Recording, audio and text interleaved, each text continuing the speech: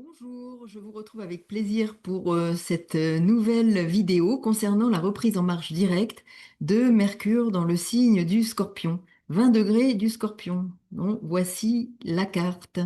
Carte du ciel donc de cette reprise en marche directe ce 29 novembre. Donc ici nous voyons Mercure à 20 degrés du signe du Scorpion. Nous avons la lune noire qui se situe aussi en Scorpion, Vénus à ce moment-là qui est encore en Scorpion.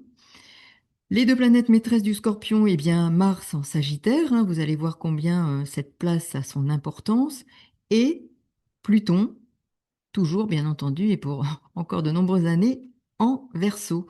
Et vous allez voir combien toutes ces planètes dialoguent entre elles et donnent du sens à ce que nous rencontrons, nous vivons individuellement, personnellement et collectivement.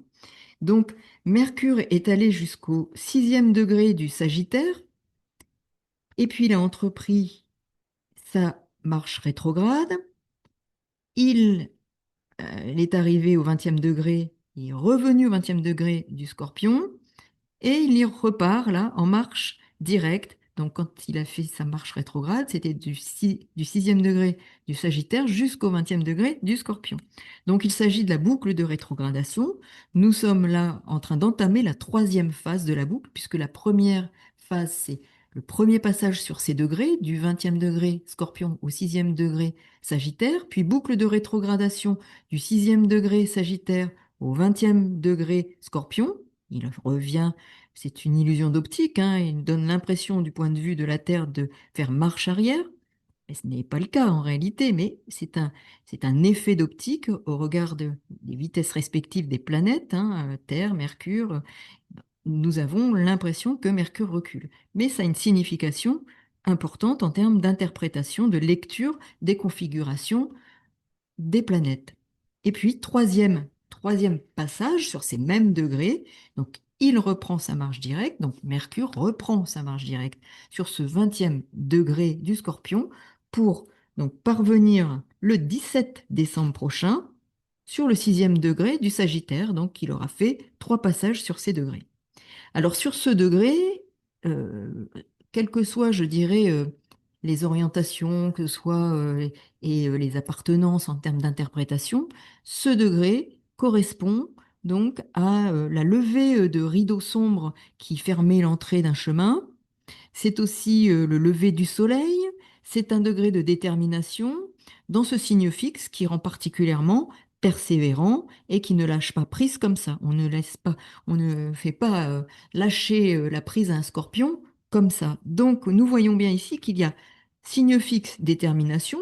Par ailleurs, deux autres signes fixes, hein, les deux autres signes fixes sont aussi, deux autres signes fixes sont concernés, hein, euh, par le taureau et avec Uranus, qui est la planète maîtresse du Verseau.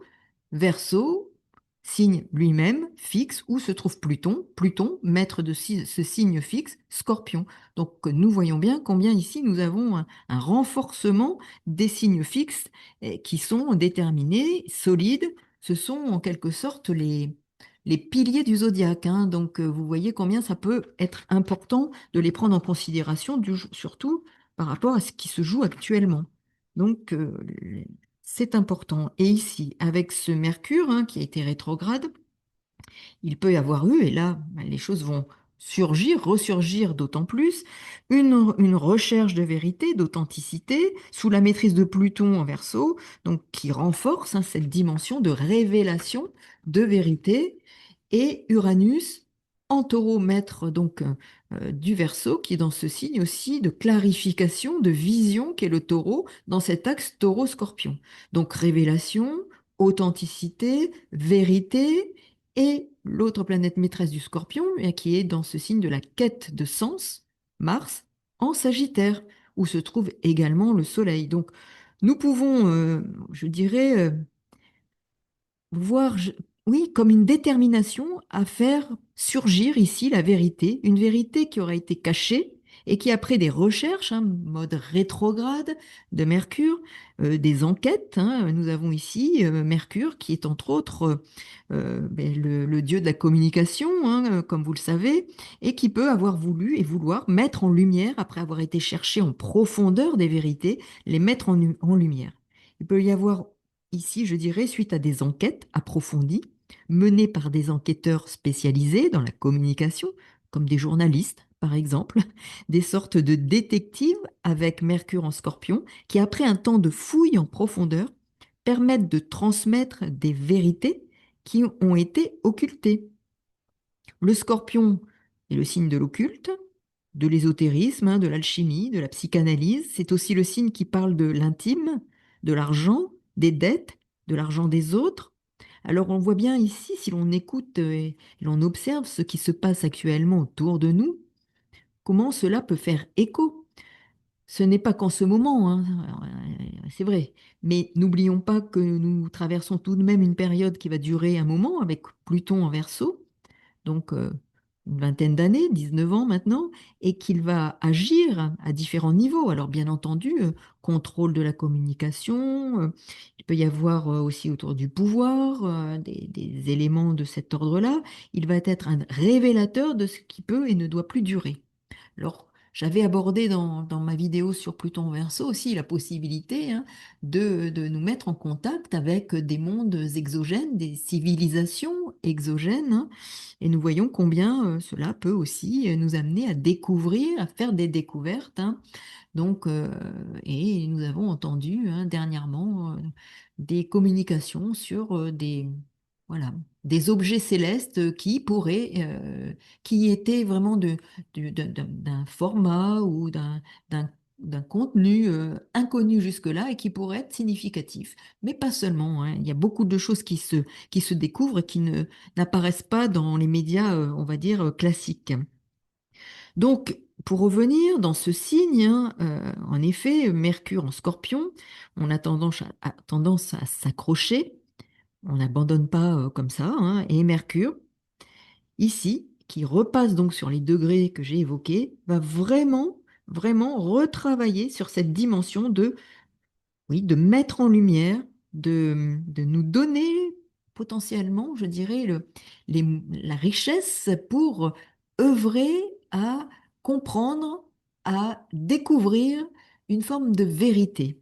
Donc il va nous, je dis, nous permettre peut-être de résoudre des difficultés rencontrées, nous permettre d'apporter des solutions, de résoudre des problèmes auxquels nous avons été confrontés. Il peut aussi dissiper des malentendus, des non-dits, permettre d'utiliser le matériau, je dirais, découvert pendant cette période de rétrogradation, afin de nous permettre de cheminer vers une clarification de nos objectifs, de nos motivations, du sens d'un projet, donc Soleil-Mars, sont en Sagittaire, hein, donc de la réorientation possible, après avoir compris ce qui était sous-jacent et qui n'était pas forcément aligné à notre désir authentique. Donc d'avoir été chercher quel était vraiment notre désir profond, notre motivation profonde et essentielle pour en tirer un enseignement. Et là, Jupiter est au trigone de Mercure, il va pouvoir nous permettre d'en tirer, d'être guidé et accompagné par cette découverte pour justement être guidé vers une réorientation possible, Jupiter étant le maître du Sagittaire alors. Jupiter est encore en mode rétrograde et on comprend qu'il va là accompagner ce processus de réorientation après avoir découvert potentiellement notre vrai désir, notre réelle motivation à aller dans un sens ou dans un autre, à frapper à une porte ou à une autre, à aller dans telle ou telle voie, afin d'être plus aligné avec ce que nous avons découvert de notre véritable intention. Et ça, c'est important pour en effet ensuite, eh bien, nous orienter vers cette nouvelle direction, un chemin qui est emprunté pour cette nouvelle orientation possible à un projet, à une relation. Vous voyez, il peut s'agir de différents domaines, hein, puisque nous avons à nous orienter, à nous réorienter potentiellement dans notre point de vue aussi intérieur, dans notre vision des choses, hein. Ça clarifie une vision potentielle de ce que l'on a d'une relation, d'un travail, d'une orientation, quelle qu'elle soit, à prendre dans notre existence. Donc, Jupiter, comme je l'évoque là, est au trigone de Mercure, et il peut aussi s'agir, puisque Jupiter est en Cancer et que Mercure en Scorpion peut évoquer aussi des affaires d'héritage, de dette, des affaires juridiques, des procès qui pourraient reprendre alors qu'il y a eu des embrouillamini dans la famille ou pas seulement, hein, puisqu'il peut y avoir justement des conflits d'intérêts, des problèmes d'héritage qui peuvent ressurgir et qui ont été bloqués et il va falloir potentiellement se battre. Parce qu'en effet, il pourrait être question de croiser le fer, Mars étant Sagittaire, pour défendre, pour en découdre et défendre ses droits, son droit, sa vérité. Il faudra faire attention donc à l'agressivité en revanche, hein, de le faire avec tact, si possible, parce qu'il pourrait y avoir agressivité verbale, paroles acerbes ou paroles blessantes. Donc Mars, en revanche, au trigone de Chiron en Bélier, dont il est le maître, eh bien, cela va renforcer cette notion-là, une blessure à transformer par l'action.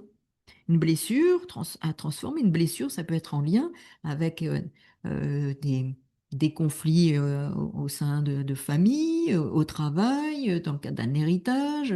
Vous voyez, tout ce qui peut, puisque je le répète, Jupiter en Cancer est et dans un signe où l'on parle de clan, quelle que soit la forme du clan, mais aussi des intérêts juridiques et des intérêts avec Mercure ici, au trigone, intérêts financiers à défendre. Mars est en Sagittaire, défendre sa vérité, défendre ses droits. Donc il peut y avoir une blessure à transformer.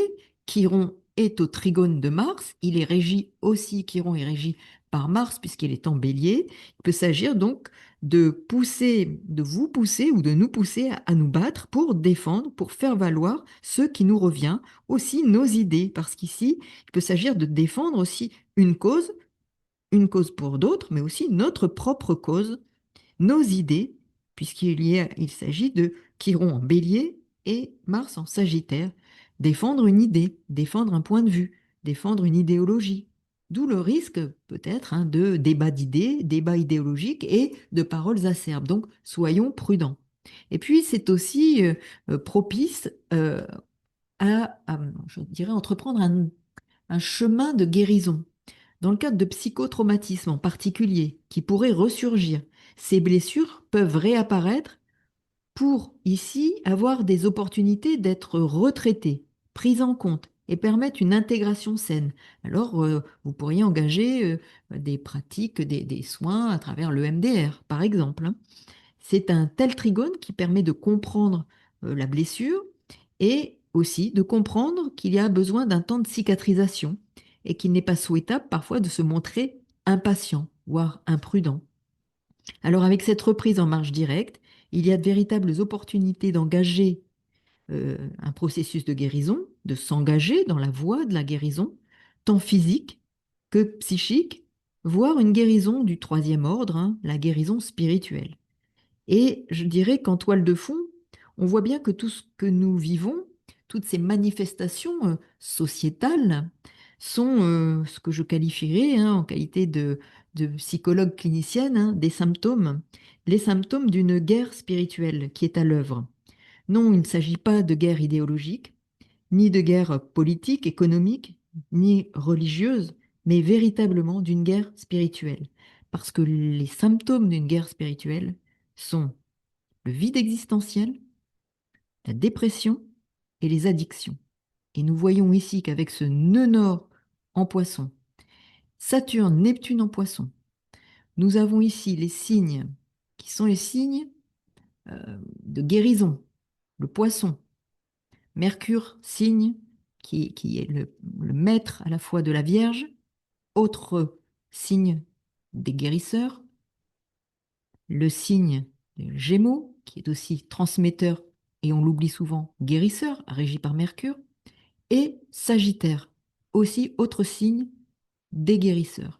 Nous avons ici la croix des transmetteurs et des guérisseurs qui est activée. qui nous indique par ce nœud nord en poisson vers quoi nous devons tendre les valeurs supérieures du poisson et pas inférieures à travers les addictions, les dépressions. Nous voyons bien qu'ici nous sommes à la croisée des chemins, qui nous montre que nous sommes face aux manifestations et symptômes d'une guerre spirituelle. À nous, à nous de mener le bon combat. Donc, n'oubliez pas les pouces, les les petits commentaires qui me font toujours plaisir à lire, auxquels je tends à répondre le plus possible. Je vous en remercie. Merci pour les abonnants, les abonnés, pardon, les nouveaux abonnements. Je vous souhaite la bienvenue pour ceux qui viennent d'arriver et remercie ceux qui sont à l'écoute depuis bien longtemps. Je vous remercie. Je profite en effet de cette vidéo pour vous remercier tous. Merci pour votre écoute, votre fidélité, vos messages et à très bientôt pour de nouvelles aventures astrales. Au revoir.